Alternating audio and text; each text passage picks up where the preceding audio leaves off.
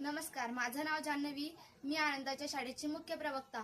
मी आज तुम्हाला मैत्रीच्या दिवसाबद्दल 2 ओळी सांगणार आहे. तर मैत्री म्हणजे जे मित्र असतात त्यांचा एक खास दिवस.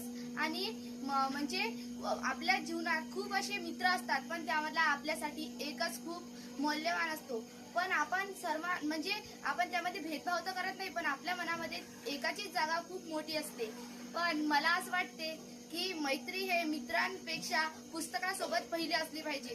कारण की काही मित्र आपल्याला वेगवेगळ्या वाट्यांवर घेऊन जातात, पण पुस्तक ही आपल्याला अशी दिशा दाखवते ज्यामुळे आपण आपल्या पायावर उभं राहू शकतो. आणि आपल्या मित्रासोबत आपण जर का आणखी राहिलं तर तो आपल्याला आजूबाजूच्या गोष्टी सांगते.